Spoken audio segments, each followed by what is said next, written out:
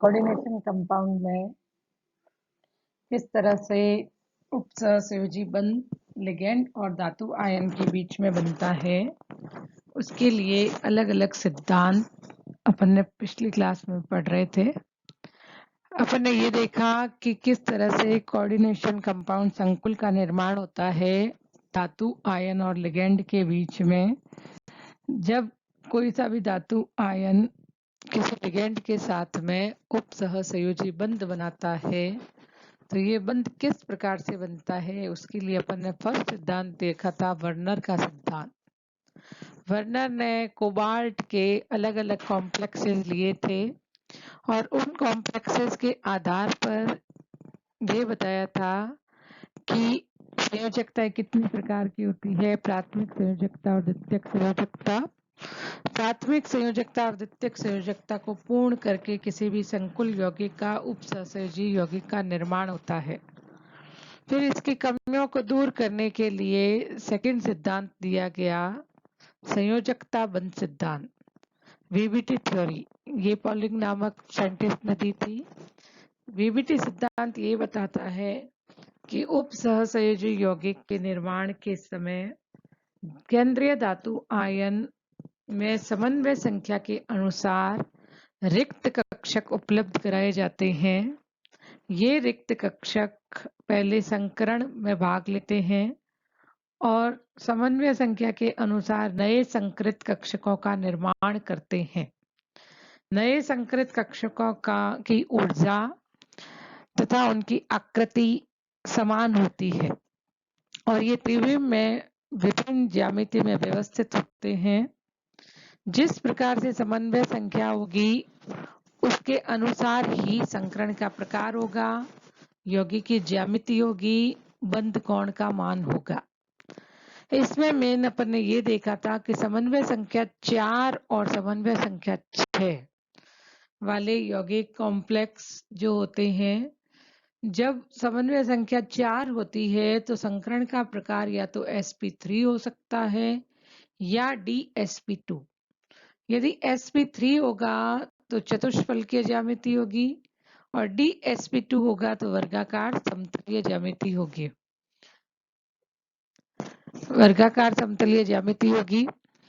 फिर अपन ने ये देखा था कि लिगैंड दो प्रकार के होते हैं, स्ट्रॉन्ग फील्ड लिगैंड और weak field ligand. Strong field ligand वे होते हैं जो कि केंद्रीय धातु आयन के संपर्क में आकर उनके इलेक्ट्रॉनों की पेयरिंग कर देते हैं।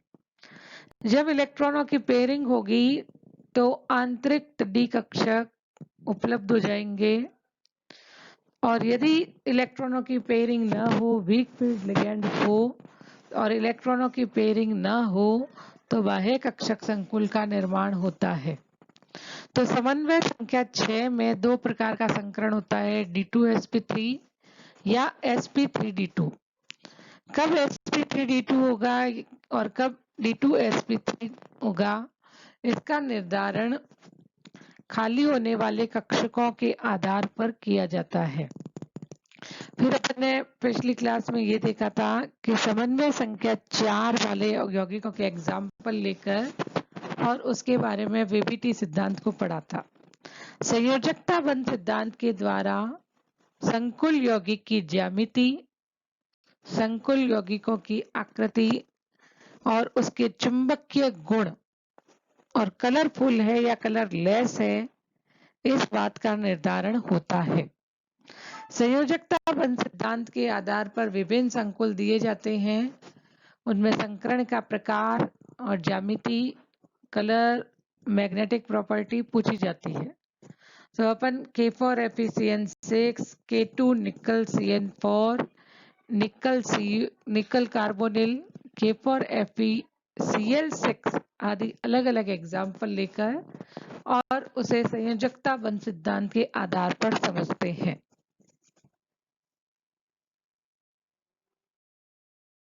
एग्जाम्पल देखिए, K4FeCN6।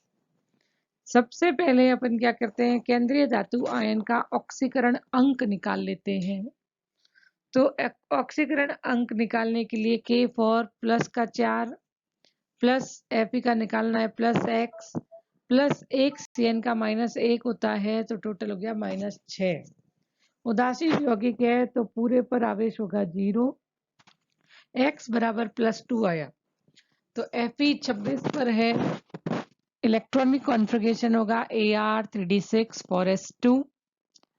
फिर इसमें से 2 इलेक्ट्रॉन बाहर निकल गए Fe+2, तो Fe+2 का विन्यास होगा Ar3d6 4s0। तो ऑर्बिटल डायग्राम में 3d6 बनाया, 4s0 और pb खाली। अब यहाँ पर लिगेंड है Cn माइनस आयन, यह प्रबल क्षेत्रीय लिगेंड है। स्ट्रॉन्ग फील्ड लिगेंड वे होते हैं जो केंद्रीय धातु आयन के इलेक्ट्रॉनों की पेयरिंग कर दे। तो D6 में इलेक्ट्रॉन यदि पेयरिंग हो जाएगी तो 3 कक्षकों में ही 6 इलेक्ट्रॉन व्यवस्थित हो जाएंगे, 2 D कक्षक खाली हो जाएंगे। जब आंतरिक वाला D कक्षक खाली हो गया तो संकरण का प्रकार होगा D2sp3। टोटल नए संकृत कक्षक बनेंगे 6, जिसकी आकृति, ज्यामिति, ऊर्जा सब समान होंगे।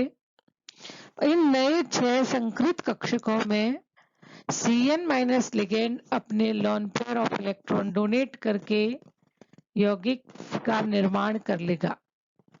तो यहाँ संकरण का प्रकार होगा D2sp3, आंतरिक कक्षक संकुल का निर्माण होगा। फिर देखिए ये यौगिक कलरफुल होगा या कलरलेस होगा। यदि संकुल के निर्माण के दौरान यदि D कक्षक में अयुग्मित इलेक्ट्रॉन उपस्थित हो तो यौगिक कलरफुल और अनुचुंबकीय होगा। यहाँ देखिए एक भी अयुग्मित इलेक्ट्रॉन नहीं है, अतः यह यौगिक प्रतिचुंबकीय होगा और कलरलेस होगा। इस यौगिक में देखिए संकरण D2sp3, ज्यामिति होगी अष्टफलकीय, चुंबकीय गुण अयुग्मित इलेक्ट्रॉन नहीं है इसलिए प्रतिचुंबकीय, निम्न चक्रण संकुल या आंतरिक चक्रण संकुल होगा। पिछली क्लास में ये बताया था म्यू का जो मान है उसका सूत्र होता है √n(n+2). यहाँ पर अयुग्मित इलेक्ट्रॉन है 0, तो म्यू का मान आ जाएगा 0, यौगिक हो जाएगा प्रतिचुंबकीय। और इस यौगिक में एक भी अयुग्मित इलेक्ट्रॉन नहीं होने के कारण से ये होगा कलरलेस।